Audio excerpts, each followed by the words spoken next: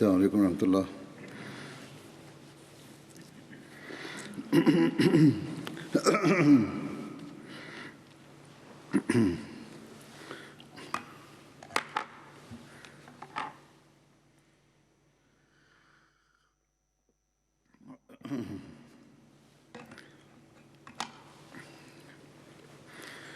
اشہد ان لا الہ الا اللہ وحدہ لا شریک لہ واشہد ان محمدا عبدہ ورسولہ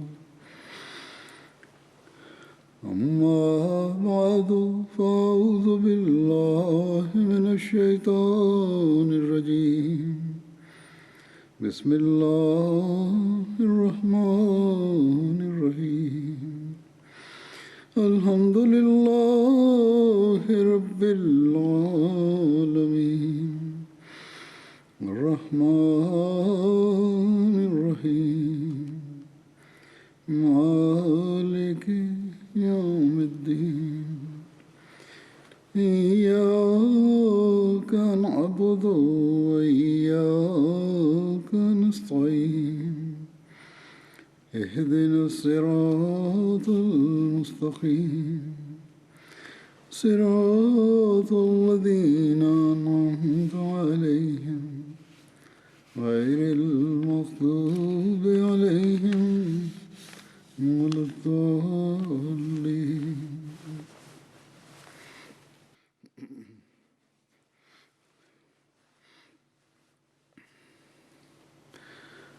گزشتہ خطبے میں پچھلے خطبہ میں حضرت ابو عبیدہ کا ورنن ہو رہا تھا، آج بھی اس کا بچا ہوا بھاگ ورنن ہوگا۔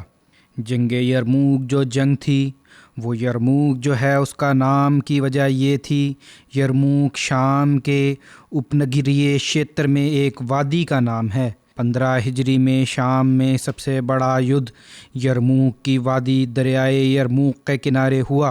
رومی لوگ باہان کے سنرکشن میں 2.5 لاکھ کے قریب جنگجو میدان میں لائے، جبکہ مسلمانوں کی سنکھیا 30,000 کے قریب تھی، جن میں 1,000 صحابہ رسول اللہ صلی اللہ علیہ وسلم تھے اور ان میں 100 کے قریب بدری صحابہ تھے۔ مشورے کے بعد استھائی طور پر حمص میں سے اپنی فوجوں کو واپس بلایا مسلمانوں نے، اور وہاں کے عیسائیوں سے کہا کہ چونکہ ہم استھائی طور پر تمہاری رکشا سے پیچھے ہو رہے ہیں، اس لیے تمہارا جزیہ کر تمہیں واپس کیا جاتا ہے، جو ٹیکس لیا جاتا تھا ان سے واپس کیا جاتا ہے، کیونکہ ہم تمہارے کام ہم نہیں کر سکتے جس ادیشیہ کے لیے یہ ٹیکس لیا جا رہا تھا، اس لیے حمص والوں کو ان کا ٹیکس واپس کیا گیا۔ یہ رقم کئی لاکھ کی تھی۔ جب یہ دھن انہیں واپس کیا گیا تو عیسائی مسلمانوں کی سچائی اور ایمانداری کے کارن سے روتے تھے اور گھروں کی چھتوں پر چڑھ کر پرارتھنا کرتے تھے کہ اے رحم دل مسلمان حکمرانوں، خدا تمہیں پناہ واپس لائے۔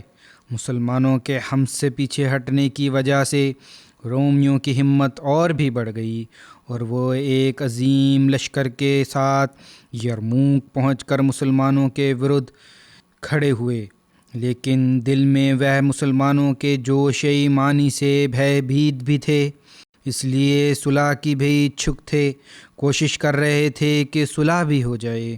رومیوں کے سپہ سالار باہان نے جارج نامی رومی سندیش لانے والے کو اسلامی لشکر کی طرف بھیجا۔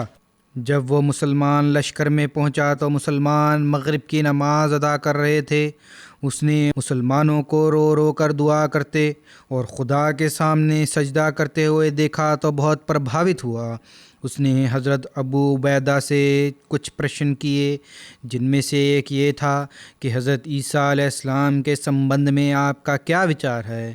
حضرت ابو عبیدہ نے قرآن کریم کی یہ آیت پڑھی، یا اہل الکتاب لا تغلوا فی دینکم ولا تقولوا علی اللہ الا الحق انما المسیح عیسی ابن مریم رسول اللہ وکلمتہ القاها الی مریم وروح منہ فآمنوا باللہ ورسولہ ولا تقولوا ثلاثہ انتہوا خیرا لکم انما اللہ الہ واحد سبحانہ ان یکون لہ ولد لہ ما فی السماوات وما فی الارض وکفی باللہ وکیلا۔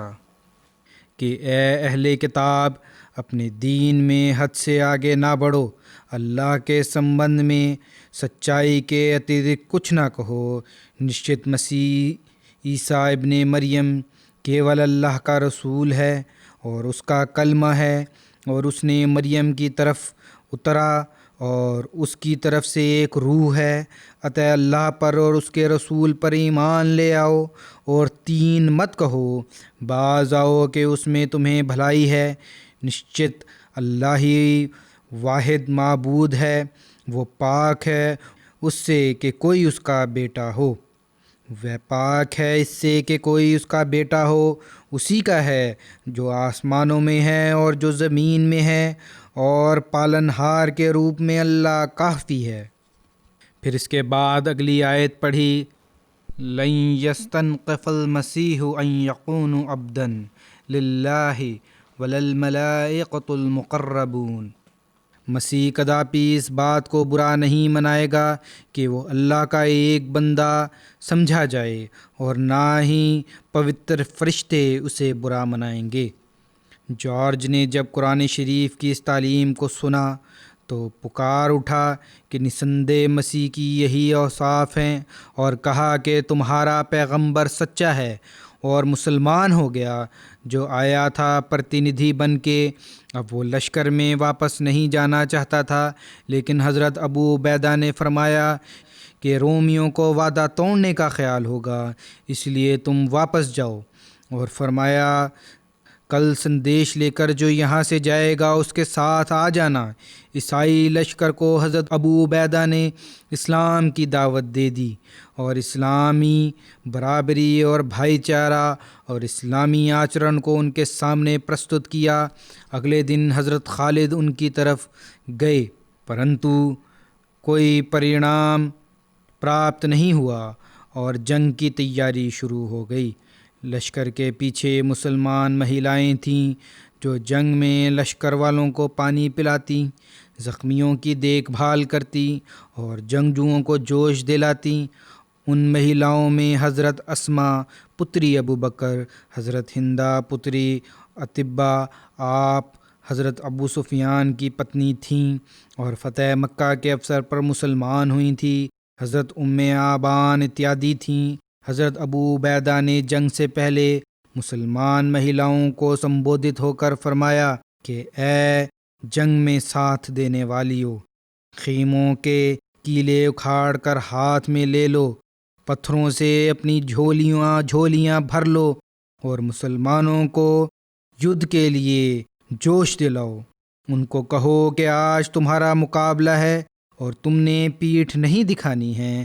یدی سفل ہوتے ہو تو دیکھو اپنی جگہ پر ہی بیٹھے رہنا، یدی دیکھو کہ مسلمان پیچھے ہٹ رہے ہیں تو ان کے منہوں پر کیلے مارنا اور پتھر برسا کر انہیں میدان جنگ میں واپس بھیجنا، اور اپنے بچے اوپر اٹھانا اور ان سے کہنا کہ جاؤ اور اپنے گھر والوں اور اسلام کی خاطر جانیں دو۔ اس کے بعد آپ مردوں سے اس پرکار سمبودھت ہوئے، اللہ کے بندو، خدا کی سہایتا کے لیے آگے بڑھو، اور وہ تمہاری سہایتا کرے گا، وہ تمہارے قدموں کو دڑھتا پردان کرے گا۔ اے اللہ کے بندو، صبر کرو، صبر ہی کفر سے نجات کا مادھیم، خدا کو پرسن کرنے کا کارن، شرمندگی کو دھونے والا ہے۔ اپنی صفوں کو مت توڑنا، لڑائی کے آرمبھ میں تم نہ لڑائی کرنا، اپنی صفوں کو نہ توڑنا، لڑائی کا آرمبھ تم نہ کرنا، لڑائی کا آرمبھ تم نہ کرنا۔ نیزوں کو تان لو، کوچوں کو سنبھال لو، اور زبانوں کو خدا تعالیٰ کے ذکر سے تر رکھو۔ خدا اپنی اچھا کو پورا کرے۔ آرمبھ نہیں کرنی لڑائی، لیکن جب جنگ کا حملہ ہو جائے تو پھر پیٹھ نہیں دکھانی۔ دشمنوں کے لشکر کے آگے اس وقت سونے کی صلیب تھی، ان کو ہتھیاروں کی چمک آنکھوں میں چکا چوند پیدا کر رہی تھی۔ دوسرے وہ سر سے لے کر پیر تک لوہے میں ڈوبے ہوئے تھے، ارتھات کوچ پہنی ہوئی تھیں۔ انہوں نے اس دن اپنے پیروں میں بیڑیاں بھی پہن لی تھیں کہ ہم میدان جنگ سے بھاگیں گے نہیں، یا مار دیں گے یا مر جائیں گے۔ پادری انجیل کے ادرن پڑھ کر انہیں جوش دلا رہے تھے۔ لشکر کفار سمندر کی لہروں کی طرح آگے بڑھا۔ 2-2.5 لاکھ کی فوجیں تھیں، ایک صرف 30,000 تھے، اور جنگ آرمب ہوئی۔ آرمب میں رومیوں کا پلڑا بھاری رہا اور انہوں نے مسلمانوں کو دھکیلنا شروع کیا۔ عیسائیوں نے گپت روپ سے یہ پتہ کرا لیا تھا کہ مسلمانوں میں صحابی کون کون سے ہیں، اور پھر انہوں نے اپنی کچھ تیر انداز ایک ٹیلے پر بٹھا دیے اور انہیں آدیش دیا کہ وہ اپنے تیروں سے وشیشتا کے ساتھ صحابہ کو نشانہ بنائے۔ وہ جانتے تھے کہ جب بڑے بڑے لوگ مارے گئے تو باقی فوج کا دل سوئم خود بخود ٹوٹ جائیں گے اور وہ میدان سے بھاگ جائیں گے۔ نتیجہ یہ ہوا کہ کئی صحابہ مارے بھی گئے اور کئی کی آنکھیں بھی ضائع ہو گئیں۔ یہ اوستھا دیکھی تو اکرمہ ابو جہل کے پتر، جو فتح مکہ کے سمے مسلمان ہو گئے تھے، جنہوں نے فتح مکہ کے دن رسول اللہ صلی اللہ علیہ وسلم سے یہ کہا تھا کہ دعا کیجئے کہ اللہ تعالیٰ مجھے معاف فرمائے، ارتھات پچھلے گزرے ہوئی گھٹناؤں کی شمع کی توفیق پردان فرمائے۔ انہوں نے اپنے کچھ ساتھیوں کو ساتھ لے کر حضرت ابو عبیدہ کی خدمت میں اپستھت ہوئے، اور وہ اپنے ساتھیوں کو لے کر حضرت ابو عبیدہ کی خدمت میں اپستھت ہوئے، اور انہوں نے کہا کہ صحابہ بہت بڑے خدمات کر چکے ہیں، اب ہم جو بعد میں آئے ہیں ہمیں ثواب حاصل کرنے کا اوسر دیا جائے۔ ہم لشکر کے ہردے میں ارتھات مدھے والے حصے میں حملہ کریں گے اور عیسائی جرنیلوں کو مار ڈالیں گے۔ حضرت ابو عبیدہ نے فرمایا کہ یہ بڑے خطرے کی بات ہے، اس طرح تو جتنے یوا نوجوان جائیں گے وہ سب مارے جائیں گے۔ اکرمہ نے کہا کہ یہ ٹھیک ہے، پرنتو اس کے اتیرکت کوئی چارہ بھی نہیں۔ کیا آپ یہ پسند کرتے ہیں کہ ہم نوجوان بچ جائیں اور صحابہ مارے جائیں؟ اب مسلمان ہوئے تو ایک ایمانی جوش تھا، اللہ تعالیٰ کی خاطر جان قربان کرنے کی ایک تڑپ تھی۔ اکرمہ نے بار بار یہ آگیا چاہی کہ وہ 400 سپاہیوں کے ساتھ دشمن کے لشکر کے مدھے میں حملہ کریں۔ انتتہ حضرت ابو عبیدہ نے ان کے بار بار کہنے پر آگیا دے دی۔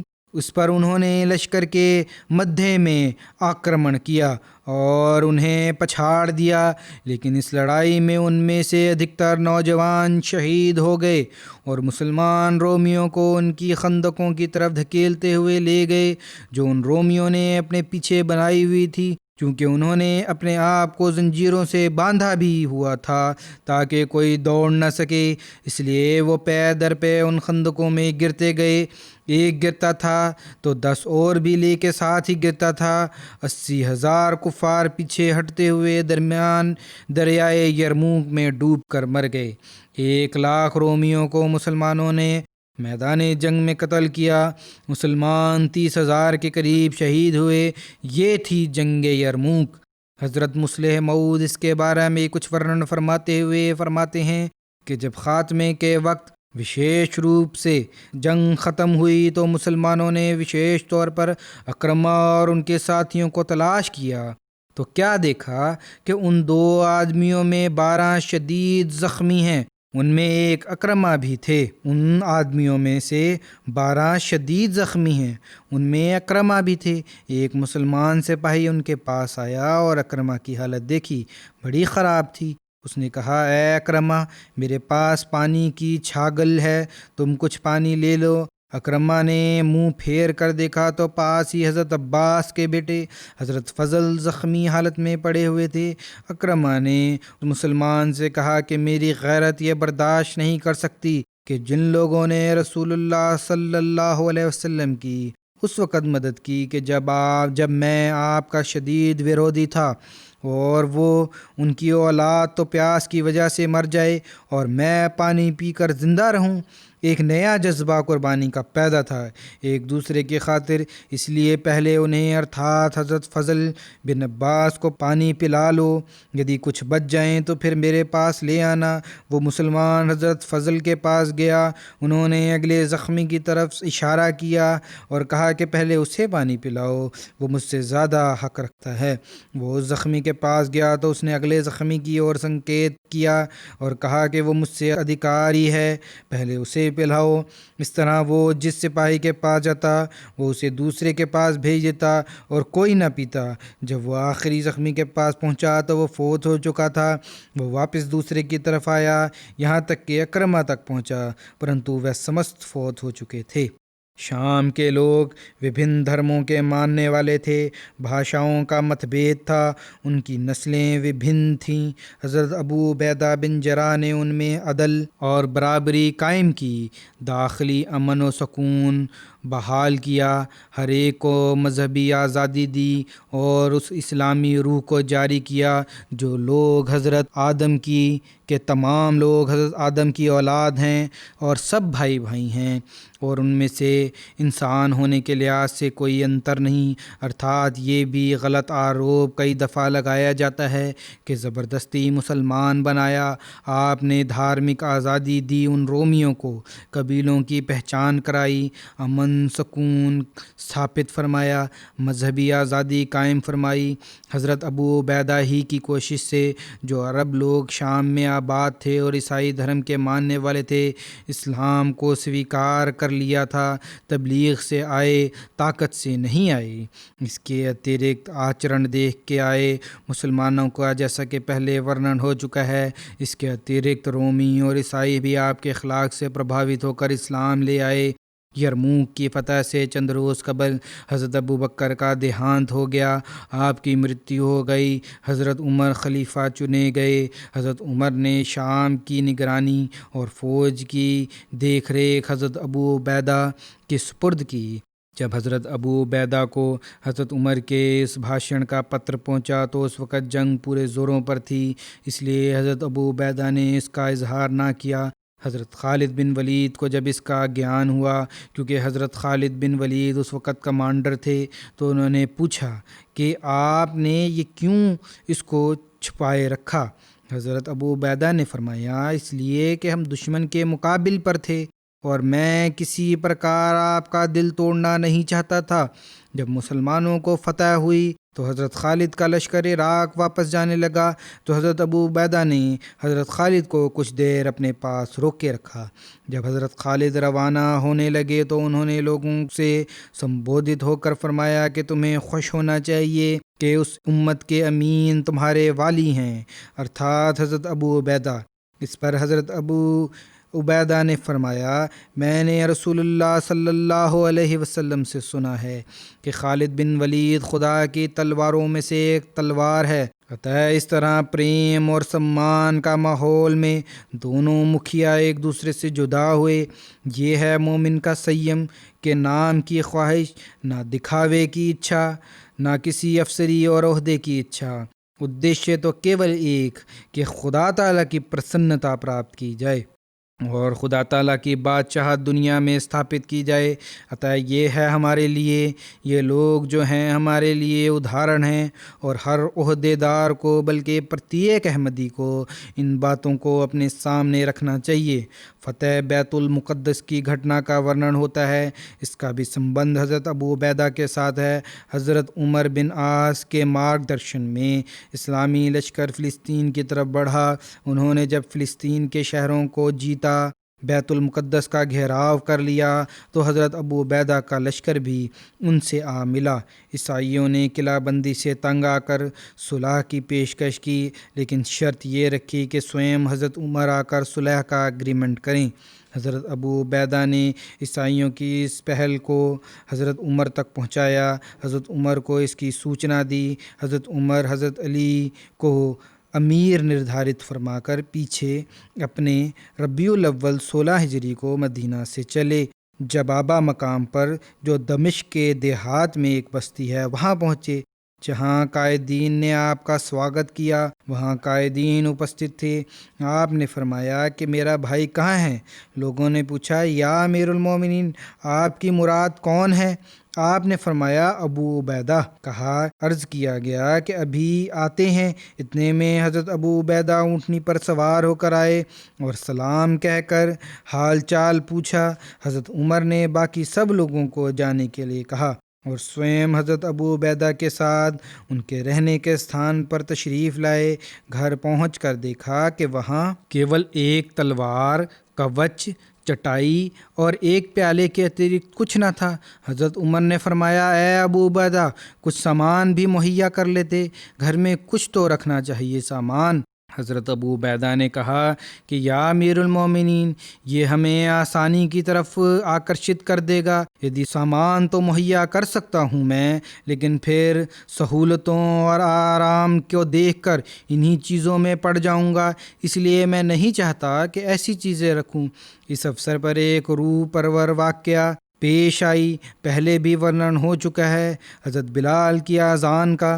حضرت بلال رسول اللہ صلی اللہ علیہ وسلم کی وفات کے بعد اذان نہ دیتے تھے۔ اس افسر پر ایک دفعہ نماز کا وقت ہوا تو لوگوں نے حضرت عمر سے نویدن کیا کہ وہ حضرت بلال کو اذان دینے کا آدیش دیں۔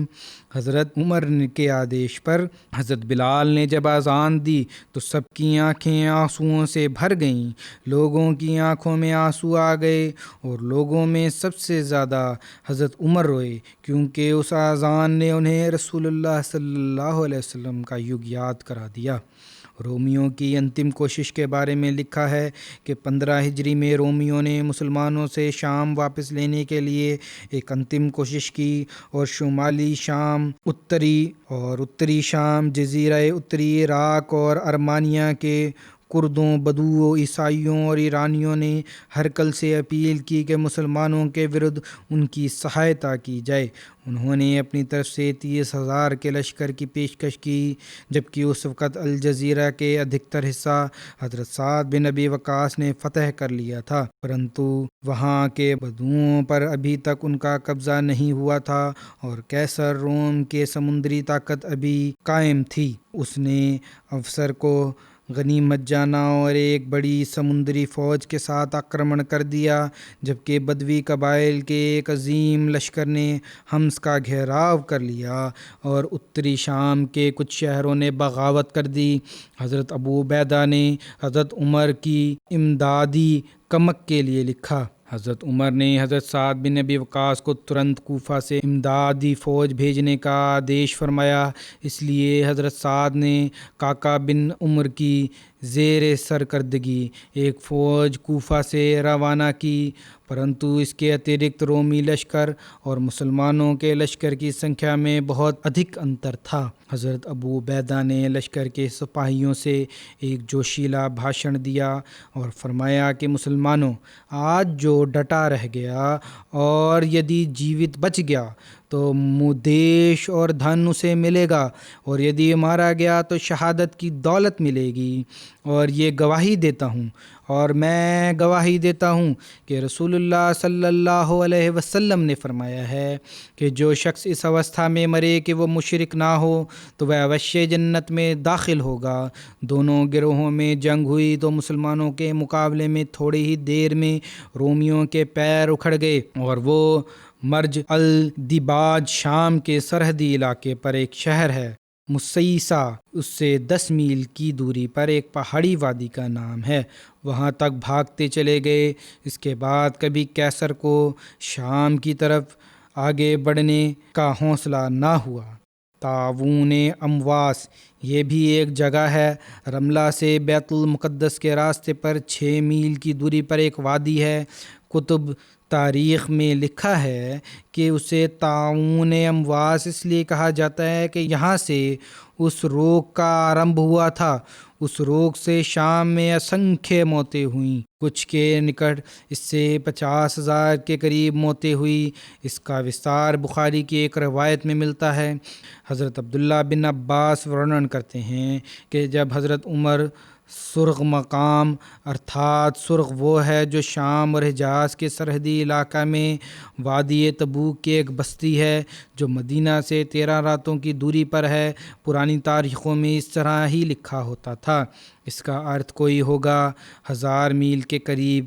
وہاں پہنچے تو آپ کی بھیٹ فوجوں کے امراء حضرت ابو عبیدہ اور ان کے ساتھیوں سے ہوئی۔ ان لوگوں نے حضرت عمر کو بتایا کہ شام کے ملک میں مہاماری کی وبا پھوٹی پڑی ہے۔ حضرت عمر نے اپنے پاس مشورے کے لیے پرتھم مہاجرین کو بلایا۔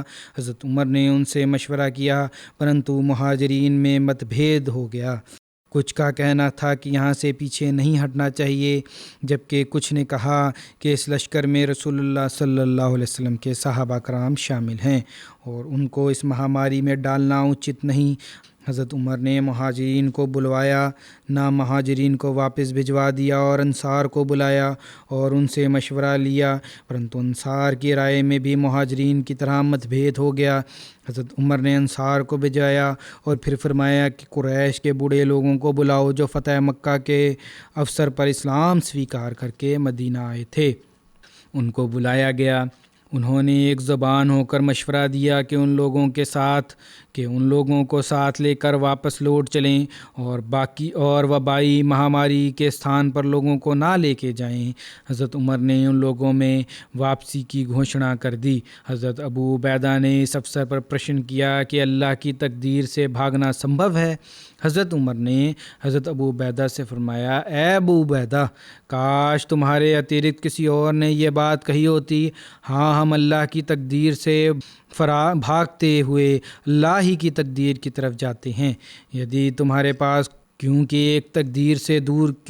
اگر تمہارے پاس کیونکہ ایک تقدیر سے دور جا رہے ہیں لیکن دوسری بھی تقدیر اللہ کی ہے، اس طرف جا رہے ہیں۔ فرمایا کہ یدی تمہارے پاس اونٹ ہوں اور تم ان کو لے کر ایسی وادی میں اترو جس کے 2 کنارے ہوں، ایک سرسبز ہو اور دوسرا خشک ہو، تو کیا ایسا نہیں کہ یدی تم اپنے اونٹوں کو سرسبز جگہ پر چراؤ تو اللہ کی تقدیر سے ہے، اور یدی تم ان کو خشک جگہ پر چراؤ تو وہ بھی اللہ کی تقدیر سے ہے۔ راوی کہتے ہیں کہ اتنے میں حضرت عبد الرحمن بن عوف بھی آ گئے، جو پہلے کسی ویستتا کی وجہ سے اپستت نہیں ہو سکے تھے۔ انہوں نے کہا کہ میرے پاس اس مسئلے کا علم ہے، میں نے رسول اللہ صلی اللہ علیہ وسلم کو یہ فرماتے ہوئے سنا ہے۔ حضرت عبد الرحمن بن عوف نے کہا، میں نے یہ سنا ہے حضرت صلی اللہ علیہ وسلم سے کہ جب تم کسی جگہ کے بارے میں سنو کہ وہاں کوئی مہاماری پھوٹ پڑی ہے تو وہاں مت جاؤ، اور یدی کوئی روگ کسی ایسی جگہ پر پھوٹ پڑے جہاں تم رہتے ہو تو وہاں سے بھاگتے ہوئے باہر بھی مت نکلو۔ اس پر حضرت عمر نے اللہ کا دھنیہ واد کیا اور واپس لوٹ گئے۔ تعاون عموماً اس کے بارے میں حضرت مسلم موعود ورنن فرماتے ہیں، حضرت عمر رضی اللہ تعالیٰ عنہ جب شام تشریف لے گئے اور وہاں تعاون پڑ گئی، جو تعاون عموماً اس کے نام سے پرسدھ ہے، حضرت ابو عبیدہ اور اسلامی لشکر نے آپ کا سواگت کیا تو اس وقت صحابہ نے مشورہ دیا کہ چونکہ اس وقت علاقے میں تعاون کی وبا پھیلی ہوئی ہے، اس لیے آپ کو واپس تشریف لے جانا چاہیے۔ حضرت عمر نے ان کے مشورہ کو سویکار کر کے فیصلہ کر لیا کہ آپ واپس لوٹ جائیں گے۔ حضرت ابو عبیدہ ظاہر پر بڑا زور دینے والے تھے۔ انہیں نے جب اس فیصلے کا گیان ہوا تو انہوں نے کہا، اتفر من القضاء، کیا آپ قضاء الہی سے بھاگ رہے ہیں؟ حضرت عمر نے کہا، افر من قضاء اللہ الی القدر اللہ، کہ میں اللہ تعالیٰ کی قضا سے اس کی قدر کی طرف بھاگ رہا ہوں، ارتھات اللہ تعالیٰ کا ایک خاص فیصلہ ہے اور ایک عام فیصلہ ہے، یہ دونوں فیصلے اسی کے ہیں، کسی اور کے نہیں ہیں۔ عطا میں اس کے فیصلے سے بھاگ نہیں رہا بلکہ اس کے ایک فیصلے سے اس کے دوسرے فیصلے کی اور جا رہا ہوں۔ تاریخوں میں لکھا ہے کہ حضرت عمر کو جب تعاون کی خبر ملی اور آپ نے مشورے کے لیے لوگوں کو اکٹھا کیا تو آپ نے پوچھا کہ شام میں تو پہلے بھی مہاماری پڑا کرتی ہے، پھر لوگ ایسے افسر پر کیا کرتے ہیں؟ انہوں نے بتایا کہ جب مہاماری پھیلتی ہے تو لوگ بھاگ کر ادھر ادھر چلے جاتے ہیں اور مہاماری کا زور ٹوٹ جاتا ہے، ارتھات ارد گرد کے علاقوں میں باہر کھلی جگہ پر چلے جاتے ہیں بجائے شہر میں رہنے کے۔ اسی مشورہ کی طرف آپ نے اشارہ کرتے ہوئے فرمایا کہ خدا تعالیٰ نے ایک عام قانون بھی بنایا ہوا ہے کہ جو ویکتی مہاماری کے استھان سے بھاگ کر ادھر ادھر کھلی ہوا میں چلا جائے وہ بچ جاتا ہے۔ اتہ جب کہ یہ قانون بھی خدا تعالیٰ کا ہی بنایا ہوا ہے تو میں اس کے کسی قانون کے ورودھ نہیں کر رہا، بلکہ اس کے ایک فیصلے سے دوسرے فیصلے کی طرف لوٹ رہا ہوں، ارتھات خدا تعالیٰ کے وشیش قانون کے مقابلے میں اس کے عام قانون کی طرف جا رہا ہوں۔ اتہ تم یہ نہیں کہہ سکتے کہ میں بھاگ رہا ہوں، میں صرف ایک قانون سے اس کے دوسرے قانون کی طرف جا رہا ہوں۔ حضرت عمر مدینہ واپس آ گئے، پرنتو آپ کو مہاماری کی پھیلنے کی وجہ سے بہت گھبراہٹ اور پریشانی تھی۔ ایک دن حضرت عمر نے حضرت ابو عبیدہ کو پتر بھجوایا کہ مجھے تم سے ایک آوشک کام ہے، اس لیے جب تمہیں یہ پتر پہنچے تو ترنت مدینہ کے لیے روانہ ہو جانا۔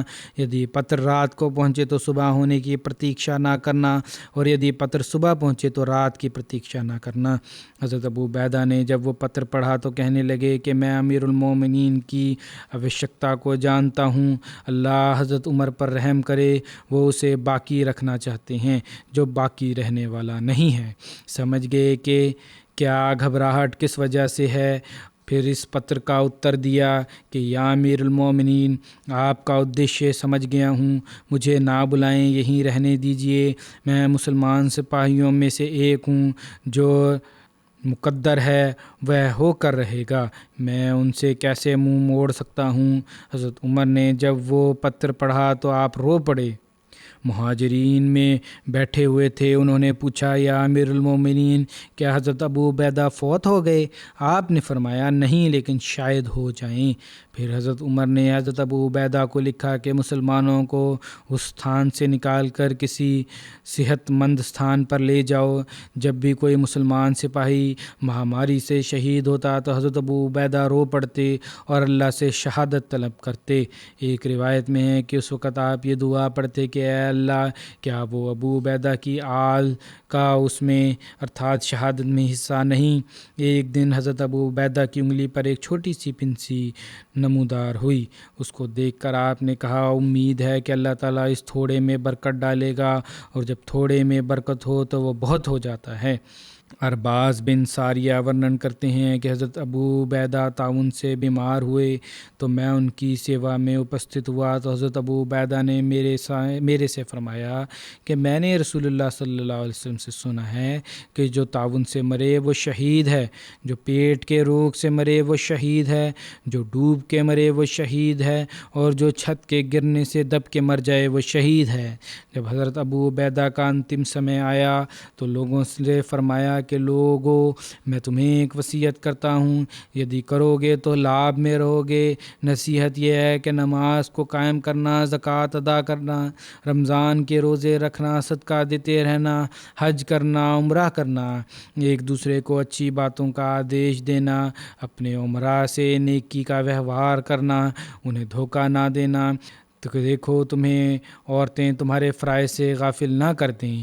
یدی آدمی 1000 ورش بھی جیوت رہے تب بھی ایک دن اسے اس دنیا سے وداع ہونا ہے، جیسا میں وداع ہونا چاہتا ہوں۔ اللہ نے بنی آدم کے لیے موت نردھارت کر رکھی ہے، پرتیک ویکتی مرے گا۔ بدھیمان وہ ہے جو موت کے لیے تیار رہتا ہے اور اس دن کے لیے تیاری کرتا ہے۔ امیر المومنین کو میرا سلام پہنچا دینا اور کہنا کہ میں نے تمام امانتیں ادا کر دی ہیں۔ پھر حضرت ابو عبیدہ نے فرمایا کہ مجھے میرے فیصلہ کے انوسار یہیں دفن کر دینا۔ اس لیے اردن کی زمین میں وادی بیسان میں آپ کی قبر ہے۔ کچھ روایت کے انوسار حضرت ابو عبیدہ بن جراح جابیہ سے بیت المقدس کی طرف نماز پڑھنے کے لیے جا رہے تھے تو راستے میں آپ کی وفات کا سمے آ گیا، اور دوسری روایت کے انوسار آپ کی مرتیو شام کے علاقہ فحل میں ہوئی اور آپ کی قبر بسیان سان کے پاس ہے۔ حضرت ابو عبیدہ نے مرتیو میں مرض الموت میں حضرت معاذ بن جبل کو اپنا استھاناپن نردھارت فرمایا۔ جب حضرت ابو عبیدہ کی مرتیو ہوئی تو حضرت معاذ نے لوگوں سے کہا، لوگو آج ہم میں وہ ویکتی جدا ہوا ہے جن سے ادھک صاف دل، بے کینہ، لوگوں سے محبت کرنے والا اور ان کی بھلائی چاہنے والا میں نے نہیں دیکھا۔ دعا کرو کہ اللہ اس پر اپنی رحمت نازل فرمائے۔ حضرت ابو عبیدہ بن جراح نے 18 ہجری میں وفات پائی۔ اس وقت آپ کی آیو 58 ورش تھی۔ ایک دفعہ حضرت عمر نے حضرت ابو عبیدہ کو 4000 درہم 400 دینار بھجوائے اور اپنے سندیشک سے فرمایا کہ دیکھنا وہ اس مال کا کیا کرتے ہیں۔ اس لیے جب وہ سندیشک مال لے کر حضرت ابو عبیدہ کے پاس پہنچا تو حضرت ابو عبیدہ نے ساری رقم لوگوں میں بانٹ دی اور سندیش واہک نے یہ سمست گھٹنا حضرت عمر سے ورنن کی، جس پر حضرت عمر نے فرمایا، اللہ کا شکر ہے اس نے اسلام میں ابو عبیدہ جیسے پیدا کیے۔ حضرت عمر نے ایک دفعہ اپنے ساتھیوں سے کہا، کسی چیز کی اچھا کرو۔ کسی نے کہا، میری اچھا ہے کہ یہ گھر سونے سے بھر جائے اور میں اسے اللہ کی راہ میں خرچ کروں اور صدقہ کروں۔ ایک ویکتی نے کہا کہ میری خواہش ہے کہ یہ مکان ہیرے جواہرات سے بھر جائے اور میں اس کو اللہ کی راہ میں خرچ کروں اور صدقہ کر دوں۔ پھر حضرت عمر نے کہا، اور خواہش کرو۔ انہوں نے کہا، اے امیر المومنین، ہمیں سمجھ نہیں آ رہی کہ ہم کیا خواہش کریں۔ حضرت عمر نے فرمایا کہ میری یہ خواہش ہے کہ یہ گھر حضرت ابو عبیدہ بن جراح، حضرت معاذ بن جبل، حضرت سالم مولا ابو حذیفہ، حضرت حذیفہ بن یمان جیسے لوگوں سے بھرا ہوا ہو، ارتھات ایسے وہ لوگ ہوں۔ عطا کیا خوش قسمت ہے یہ لوگ جو دنیا میں بھی اللہ کی پرسنتا پراپت کرنے والے تھے اور اگلے جہان میں بھی اس کی پرسنتا پراپت کرنے والے ہیں۔ ان کا ورنن آج ختم ہوا۔ کچھ جنازے پڑھاؤں گا، ان کا ورنن ہے۔ ایک ہمارے شہید ہیں جو پہلے دنوں میں شہید ہوئے تھے، پروفیسر ڈاکٹر نعیم الدین کھٹک صاحب، ابن فضل الدین کھٹک صاحب، ضلع پشاور۔ 5 اکتوبر کو دوپہر 1:30 بجے فائر کر کے ان کے ورودھیوں نے شہید کر دیا۔ انا للہ و انا الیہ راجعون۔ یہ تقریباً 1:30 بجے جس کالج میں پڑھاتے تھے، سپیریئر سائنس کالج، وہاں سے پڑھانے کے بعد اپنے گھر جا رہے تھے تو 2 موٹر سائیکل سوار آئے اور انہوں نے فائرنگ کر کے ان کو وہیں پر شہید کر دیا۔ انا للہ و انا الیہ راجعون۔ شہید کی آیو 56 ورش تھی۔ 25 ورش سے شکشا وبھاگ میں سے جڑے تھے۔ انہوں نے ایم فل کیا تھا قائد اعظم یونیورسٹی سے۔ اس کے بعد اسکالرشپ پر چائنا چلے گئے اور وہاں مائکرو انوائرمنٹل بائیولوجی میں پی ایچ ڈی کی۔ اس کے بعد اسلامیہ کالج یونیورسٹی میں خدمت سر انجام دی۔ پشاور یونیورسٹی میں پڑھاتے رہے۔ پی ایچ ڈی کا جو پینل ہوتا ہے، لڑکوں کے اسٹوڈنٹس کے انٹرویو لینے والا، اس کے ممبر تھے۔ پاکستان کے وبھن شکشا کے وبھاگوں میں ان کو لیکچر دینے کے لیے بلاتے رہتے تھے۔ شکشا وبھاگ سے ہی ادھکتر جڑے رہے۔ ان کے خاندان میں احمدیت کا آرمبھ ان کے دادا رکن الدین صاحب کھٹک کے دوارا سے ہوا۔ یہ ضلع کرک کے تھے اور دادی شریمتی بی بی نور نامہ صاحبہ بھی ہوئیں احمدی۔ ان کے پتا کا نام شیر الزماں تھا۔ حضرت مسیح موعود علیہ السلام کے صحابی تھے۔ ان کے دادی کے پتا قادیان سے واپسی پر حضور علیہ السلام کی طرف سے انہیں ایک کرتا مبارک بھی تحفے میں ملا تھا، جو ان کی فیملی میں ابھی تک ہے۔ تبرک یہ شہید مرحوم کے والد فضل الدین صاحب محکمہ لائیو سٹاک میں ویٹنری ڈاکٹر تھے۔ محکمہ وبھاگ لائف سٹاک میں ویٹنری ڈاکٹر تھے اور ڈپٹی ڈائریکٹر کے عہدے سے ریٹائر ہوئے تھے۔ پرسدھ شاعر بھی تھے۔ ماتا ان کی محبوبہ رحمان صاحبہ ڈپٹی ڈائریکٹر وبھاگ تعلیم کے تھیں، وہیں سے ریٹائر ہوئیں۔ کئی ورش ان کی فیملی کو ورودھ کا سامنا کرنا پڑا۔ شہید مرحوم کے سسر بشیر احمد صاحب ایڈوکیٹ، صدر جماعت اچینی پایا، پشاور 2019 میں اغوا کیے گئے تھے۔ ان کا تاحال ابھی کچھ پتہ نہیں لگا کہاں ہیں، یہ بازیابی نہیں ہوئی۔ شہید مرحوم نمایاں وشیشتاؤں کے تھے، جماعتی خدمت کے طور پر پڑھے لکھے یہ تھے، لیکن سیکیورٹی ڈیوٹی دینے کے لیے اپستھت ہوتے تھے۔ مہمان نوازی ان کا وشیش شیوا تھا، ہمدردی لوگوں سے، غریبوں سے سہایتا، خاندان کے پرتیک ویکتی سے ہمدردی کا سمبند، شکشا کی طرف وشیش توجہ تھی۔ احمدی بچوں کو بار بار شکشا پراپت کرنے کی نصیحت کرتے، اپنے بچوں کو بھی اعلیٰ تعلیم دلوائی۔ ان کی پتنی شریمتی سعدیہ بشرا صاحبہ نے بتایا کہ شہید مرحوم نے شہادت سے ایک ہفتہ پورو روا آ کر جب بہشتی مقبرہ میں گئے تو کہا کہ کاش ہمیں بھی یہاں جگہ ملے، اور لیکن پھر کہنے لگے کہ ہماری قسمت کہاں کہ ہمیں یہاں جگہ ملے۔ بہرحال اللہ تعالیٰ نے ان کی اس اچھا کو اس طرح پورا کیا کہ ان کی تدفین روا میں ہو گئی ہے۔ شہید مرحوم کے برادر نسبتی ہیں ڈاکٹر منیر احمد خان جو طاہر ہاٹ میں کام کرتے ہیں۔ آج کل وہ بھی یہی کہتے ہیں کہ انہوں نے شہید نے ان کو بتایا کہ ایک پروفیسر ہیں ورودھی جو ان کو اور ان کے بچوں کی تصویریں ورودھیوں کو دکھاتے ہیں، ان کو جوش دلا رہے ہیں کہ ان کو مار دو۔ ان کے گھر کے باہر بھی ورودھی بینر لگائے گئے ہیں اور کہتے ہیں کہ یہاں مجھے ملنے آئے ایک ہفتہ پہلے وفات سے، تو میں نے کہا کہ کھانا کھا لیں۔ ہمارے ساتھ کہنے لگے کہ نہیں، کھانا میں لنگر خانے میں کھاؤں گا، اور جو مزہ حضرت مسیح موعود علیہ السلام کے لنگر کے کھانے کا ہے اور جو برکت وہاں سے ملتی ہے وہ کہیں اور سے نہیں ملتی۔ آئندہ پھر دیکھیں گے کبھی۔ شہید مرحوم کے پیچھے رہنے والوں میں ان کی پتنی سعدیہ نسیم صاحبہ کے اترکت 3 پتریاں اور 2 پتر شامل ہیں۔ ایک پتری شادی شدہ ہیں اور انیہ پتریاں پڑھائی کر رہی ہیں۔ ایک پتر ان کا انجینئر ہے اور ایک پتر فرسٹ ایئر کا شکشک ہے۔ کلیم الدین خٹک اور نور الدین خٹک فرسٹ ایئر کے شکشک ہیں، کلیم الدین انجینئر ہیں۔ یہ ان کے ایک اور رشتہ دار جماعتی خدمت جو کر رہے ہیں، ان کو نوید احمد صاحب امیر جماعت پشاور جو ہیں وہ بھی ان کے صالح صاحب ہیں۔ اللہ تعالیٰ مرحوم سے شمع اور رحم کا وہوار فرمائے اور ان کے پیچھے رہنے والوں کو صبر پردان کرے۔ دوسرا جنازہ ہے پریے اسامہ صادق، شکشک جامعہ احمدیہ جرمنی کے تھے۔ ابن محمد صادق صاحب پچھلے دنوں دریائے رائن میں جرمنی میں ڈوب کر وفات ہو گئی۔ انا للہ و انا الیہ راجعون۔ وفات کے وقت پریے کی عمر 20 ورش تھی۔ پاکستان سے چک سکندر گجرات کے رہنے والے تھے۔ بہن بھائیوں میں سب سے چھوٹے تھے۔ ان کی 5 بہنیں ہیں اور ایک بھائی شامل ہیں۔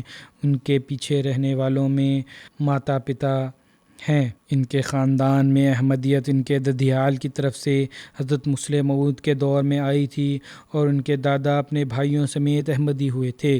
بعد میں دوسرے تو پھر گئے احمدیت سے، لیکن یہ ان کے دادا قائم رہے احمدیت پر۔ ننیہال میں احمدیت ان کے پڑنانا حضرت شاہ محمد صاحب اور ان کے پتا حضرت لنگر محمد صاحب کے دوارا آئی، جو حضرت مسیح موعود علیہ السلام کے صحابی میں سے تھے، جنہوں نے 1903 عیسوی میں حضرت مسیح موعود کے ہاتھ پر جہلم میں بیعت کی تھی۔ چک سکندر میں 1999 میں جماعتی حالات بہت خراب ہو گئے تھے، احمدیوں کے ورد بہت جلوس نکالے گئے، تو پریے کے ماتا پتا کو بھی بڑے ورود کا سامنا کرنا پڑا۔ ان کی ماتا کو، پریے کی ماتا کو بھی مارا پیٹا گیا۔ ان کے پتا صادق صاحب پر جھوٹا مقدمہ بنایا گیا اور 7 ورش تک چلتا رہا۔ بہرحال پھر یہ جرمنی آ گئے اور یہاں آ کر پھر کچھ آرمبھک شکشا تو اس نے وہیں سے پراپت کی تھی۔ یہاں کے جامعہ میں داخلہ لیا پریے نے اور جامعہ احمدیہ کا 3 ورش حال ہی میں مکمل کیا تھا، لیکن بہرحال اللہ تعالیٰ کی تقدیر تھی، اس کو اپنے پاس بلا لیا۔ اور ان کے پتا کا کہنا ہے کہ میں مرحوم کی جتنی بھی تعریف کروں تھوڑی ہے، کیونکہ اس نے تھوڑی سی عمر میں بہت کام کیے۔ وہ ایک طالب علم ہوتے ہوئے بہت ہی ہونہار بچہ تھا، اس کا زیادہ وقت پڑھائی میں گزرتا تھا۔ کرونا کی وجہ سے اس نے 6 ماہ گھر پر گزارے تھے۔ نماز با جماعت کے ساتھ ساتھ رمضان میں روزے بھی سارے رکھے اور نماز تراویح بھی با جماعت پڑھاتا تھا، بلکہ وہی نماز کی امامت پڑھتا نہیں بلکہ پڑھاتا تھا۔ چھٹیوں صدیوں کے بعد جامعہ جانے کی تیاری کر رہا تھا، پرنتو اللہ کو پیارا ہو گیا۔ ماتا ان کی کہتی ہیں کہ بے پناہ وشیشتاؤں کا مالک تھا اور بڑی ذمہ داری سے پرتی ایک کام کرتا تھا، اور یہ بھی کہ جلدی مکمل ہو جائے۔ بڑا سادہ سوبھاؤ کا، بہت کم بولنے والا، آوشکتا کے وقت بات کرتا، ماتا پتا کا اتیادھک آگیاکاری، مضبوط ارادہ رکھنے والا، طبیعت میں سنجیدہ لیکن دور اندیش، وبھن بھاشاؤں کی مہارت پراپت کرنے کی کوشش کرتا رہتا۔ اس کے لیے عربی بھاشا اور انگلش جرمن پر وشیش طور پر دھیان دیتا تھا۔ نیشنل سیکرٹری تبلیغ جرمن کے لکھتے ہیں، فرید صاحب کے اسامہ کئی خوبیوں کا مالک تھا، ان میں سے ایک خوبی شوق سے تبلیغی سرگرمیوں میں حصہ لینے کی بھی تھی۔ اپنی وفات سے 2 روز پورو بھی مسلسل 3 دن فلائر کی تقسیم کے لیے مشرقی جرمنی گیا تھا۔ جب بھی فلائر تقسیم کرنے کا پوچھا گیا تو کبھی انکار نہیں کیا اور بڑھ چڑھ کر حصہ لیا۔ صہیب ناصر ہیں، فارغ التحصیل جامعہ جرمنی سے مربی۔ وہ کہتے ہیں کہ 4 ورش جونیئر تھا میرے سے، لیکن عبادت میں وہ میرے لیے ادھارن تھا۔ مسجد میں نماز کے لیے اکثر پہلی صف میں دیکھا۔ مسجد میں نماز سے پہلے آ کر نوافل ادا کیا کرتا۔ نماز کے بعد اکثر ذکر الہی میں ویست رہتا۔ ان طلباء میں شامل تھا جو سب سے پہلے مسجد آتے اور سب سے انت پر مسجد سے نکلتے۔ اسی طرح جمعہ کی نماز میں بھی پہلی صف پر بیٹھتا۔ جامعہ کی پڑھائی میں بڑا سنجیدہ تھا۔ اللہ تعالیٰ مرحوم سے مغفرت اور رحم کا وہوار فرمائے اور درجات بلند فرمائے، اور ان کے ماتا پتا کو، بہن بھائیوں کو صبر پردان فرمائے۔ اگلا جنازہ ہے سلیم احمد ملک صاحب کا، جو یہاں پہلے تو شکشا وبھاگ سے جڑے رہے، حکومت میں، یہ تعلیمی اداروں میں۔ ان کے بعد ریٹائرمنٹ کے بعد جب جامعہ شروع ہوا تو جامعہ کے استاد بھی رہے۔ 87 ورش کی آیو میں 24 ستمبر کو ان کی مرتیو ہوئی تھی۔ انا للہ و انا الیہ راجعون۔ ان کے دادا حضرت ملک نور الدین صاحب اور والد حضرت ملک عزیز احمد صاحب حضرت مسیح موعود علیہ السلام کے صحابہ میں سے تھے۔ ان کی ایک گھٹنا ماتا نے ورنن کی۔ ان کے پتا صاحب کی ایک گھٹنا اس طرح ہے کہ ایک بار ان کے گھر میں کسی بیماری کی وجہ سے بہت سے لوگ، ملک صاحب کے گھر والے لوگوں میں سے، ان کے ددھیال میں سے بہت سے لوگ وفات پا گئے، تو ان کی ماتا نے ارتھات ان کی دادی نے شاہد حکیم مولانا نور الدین صاحب کو بچے کی حالت بتائی، تو مولوی صاحب ترنت ان کو دیکھنے کے لیے ان کے گھر پدھارے اور فرمایا کہ بچے کے بچنے کا بہت کم امکان ہے، کیول دعا ہی بچا سکتی ہے۔ اس کے بعد حضرت خلیفۃ المسیح اول حضرت مسیح موعود علیہ السلام کی سیوا میں اپستھت ہوئے اور دعا کا نویدن بھی کیا۔ حضرت مسیح موعود علیہ السلام مسجد اقصیٰ کی سیڑھیوں پر ہی مل گئے ہیں، وہیں درخواست کی۔ حضرت مسیح السلام نے فرمایا کہ ابھی جا کر دیکھ لیتے ہیں بچے کو، اس لیے حضرت مسیح السلام بھی ان کے گھر تشریف لے گئے اور گھر آ کر بچے کے ماتھے پر اپنا ہاتھ رکھا اور فرمایا یہ بچہ انشاءاللہ ٹھیک ہو جائے گا۔ اس لیے حضور اقدس کی دعا کا ہی معجزہ تھا کہ ٹھیک ہو گیا بچہ، اور پھر مرحوم کے پتا 70 ورش تک جیوت رہے۔ سلیم ملک صاحب نے آرمبھک تعلیم قادیان سے پراپت کی تھی۔ قیام پاکستان کے بعد سیالکوٹ میں رہے، وہیں شکشا پراپت کی۔ کالج میں پھر کراچی تشریف لے گئے، وہاں سائنس کے وشے میں تعلیم حاصل کی۔ 1960 میں UK آ گئے، یہاں ویڈنگ یونیورسٹی میں کئی ورش تک جیولوجیکل کیمسٹری میں پروفیسر رہے۔ آرمبھ سے ہی مرحوم کو UK جماعت میں وبھن شعبے میں کام کرنے کی توفیق ملی۔ نیشنل سیکرٹری شکشا و تربیت بنائے ہوئے تھے۔ لمبا سمے تک سیکرٹری امور خارجہ رہے۔ جماعت انٹرنیشنل ریلیشن کے وبھاگ میں بہت کام کیا۔ احمدیوں کے حالات کا جائزہ لینے والی ہیومن رائٹس کمیٹی کے ساتھ 2 مرتبہ پاکستان جا کر رپورٹ تیار کرنے کی توفیق پائی۔ بہت بڑا انٹرنیشنل ایکسپو ہر ورش دنیا کے وبھن دیشوں میں لگایا جاتا ہے۔ ملک صاحب مرحوم کو 1992 میں UK اور اسپین میں جماعت کا اسٹال لگانے اور ان کو آرگنائز کرنے کا اوسر ملا۔ 1997 میں جامعہ احمدیہ کے قیام کے بارے میں جو کمیٹی حضرت خلیفۃ المسیح رابع نے بنائی تھی، اس میں آپ نے سلیم ملک صاحب کو بھی شامل فرمایا۔ اسی طرح جامعہ احمدیہ UK کے آرمبھ سے پورو کی جانے والی کمیٹیوں میں بھی حصہ لیتے رہے۔ جامعہ احمدیہ UK کے آرمبھ پر آپ کو چیف ایڈمنسٹریٹر نردھارت کیا گیا۔ یہ ذمہ داری 13 نومبر 2005 تک سر انجام دیتے رہے۔ جامعہ احمدیہ کے طلباء کو انگریزی اور تاریخ پڑھانے کی توفیق ملی جو وفات تک جاری رہی۔ جب اسلام آباد خریدا گیا تو حضرت خلیفۃ المسیح رابع کی ہدایت پر آپ کو وہاں نیمت طور پر لائبریری بنانے کی توفیق ملی۔ مرحوم اتیدھک دیندار، نماز اور روزہ کے پابند کے ساتھ ساتھ انتہائی پیار محبت کرنے والے، پریم سے بات کرنے والے، داعی اللہ، مہمان نواز، خلافت سے اتیدھک پریم کرنے والے، نشٹھا اور پریم کا سمبند رکھنے والے بزرگ تھے۔ پیچھے رہنے والوں میں پتنی کے اترکت 3 پتریاں اور کثیر تا اتیدھک سنکھیا میں نواسیاں شامل ہیں۔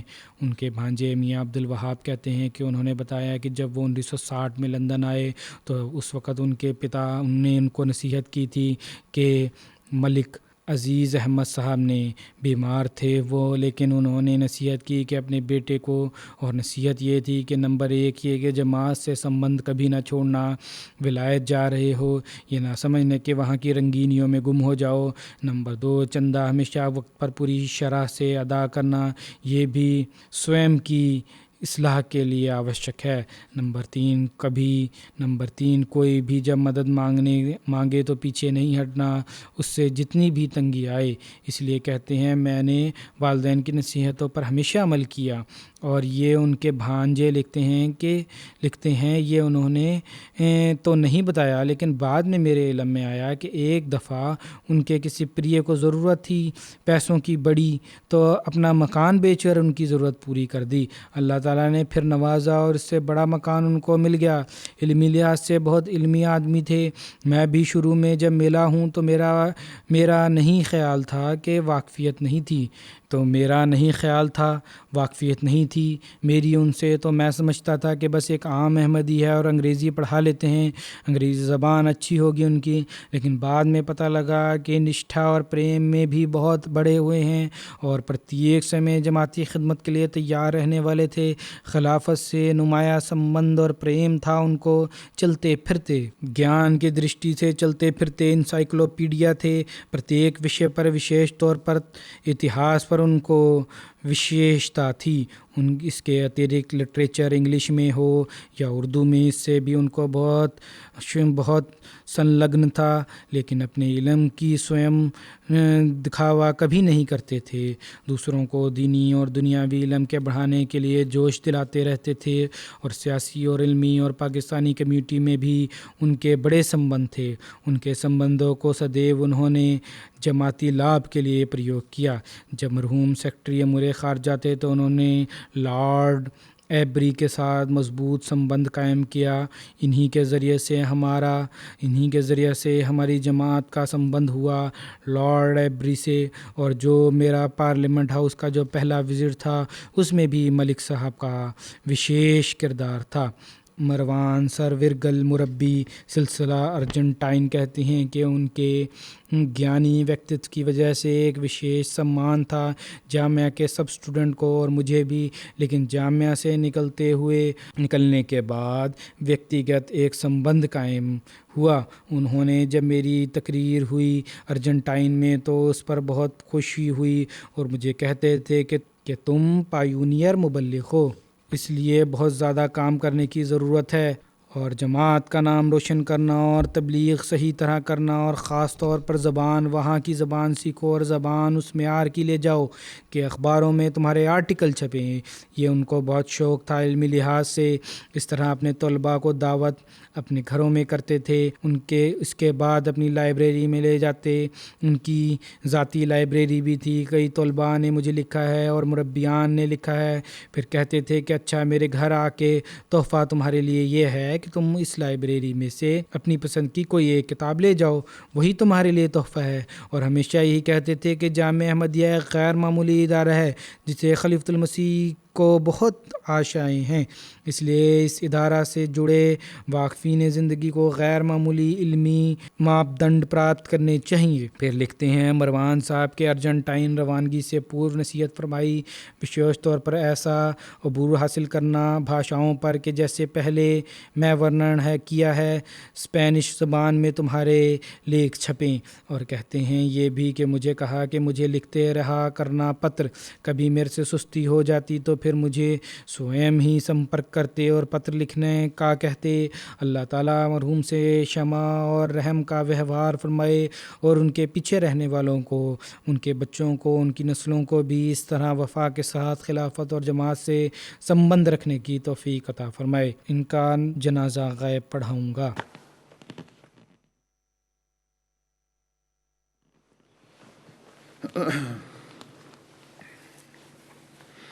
الحمد لله نحمده ونستعينه ونستغفره ونؤمن به ونتوكل عليه ونعوذ بالله من شرور أنفسنا ومن سيئات أعمالنا من يهده الله فلا مضل له ومن يضلل فلا هادي له ونشهد أن لا إله إلا الله ونشهد أن محمدا عبده ورسوله عباد الله رحمكم الله إن الله يأمر بالعدل والإحسان وإيتاء ذي القربى وينهى عن الفحشاء والمنكر والبغي يعظكم لعلكم تذكرون اذكروا الله يذكركم وادعوه يستجب لكم ولذكر الله